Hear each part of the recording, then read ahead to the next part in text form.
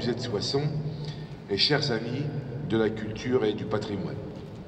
Alors je suis ravi de vous retrouver en ce début d'année à l'occasion du vernissage de cette double exposition consacrée pour l'une à la rose de la cathédrale et pour l'autre à la période de la reconstruction de notre département au sortir de la Grande Guerre. Deux expositions donc, mais un thème commun, celui de la Renaissance, de la reconstruction, mais surtout de la résilience. Au matin du 13 janvier 2017, c'est vraiment un spectacle bouleversant qui s'offre aux yeux des Soissonnais et des visiteurs. Sous la puissance des vents de la tempête Egon, la rose de la façade, notre rose, a été éventrée et l'orgue qu'elle abritait complètement détruit, plongeant bien sûr tous les Soissonnais dans la sidération.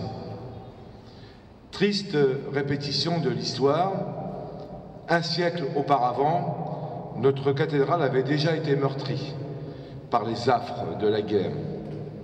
Les bombardements de la Grande Guerre l'avaient détruite à 80% et patiemment, les Soissonnais avaient travaillé à sa reconstruction. Et c'est sans doute, je le dis souvent, mais c'est sans doute un de nos traits de caractère, nous Soissonnais, nous Français, que de savoir nous rassembler, fédérer nos énergies et avancer pour surmonter les épreuves que l'on peut traverser. Passé cette stupeur et cette souffrance, nous savons nous retrousser les manches et loin d'être résignés, nous savons bâtir collectivement l'édifice plus fort encore de notre avenir commun.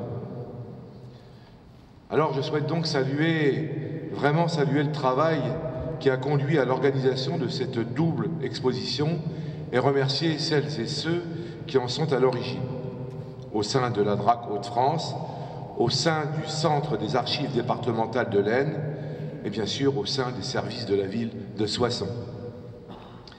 Avec Edith Erasti et François Hans et bien sûr toute l'équipe municipale, je veux redire combien je me réjouis que des rendez-vous culturels de qualité comme celui-ci qui nous réunit ce soir puissent être organisés dans notre belle cité.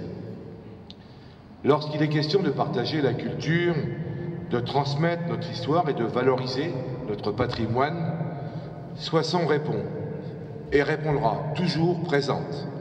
Vous pouvez compter sur moi. Il s'agit d'un engagement fort et d'un engagement en faveur de l'avenir. Merci également à tous les partenaires qui nous accompagnent, au premier rang desquels, bien sûr, la DRAC Hauts-de-France. Merci aussi à toutes les entreprises locales qui contribuent à faire revivre nos éléments patrimoniaux emblématiques. Je souhaite beaucoup de succès et une belle audience à ces expositions. Et puis, j'en profite pour adresser à celles et ceux que je n'aurais pas rencontrés mes vœux les plus chaleureux de réussite, de santé, de bonheur pour cette nouvelle année. Merci.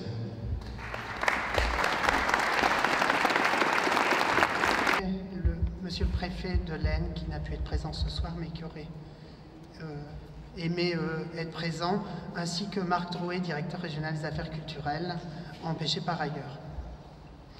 Donc, ce soir, c'est un moment important parce que 3 ans déjà se sont passés depuis ce terrible événement de la tempête Egon.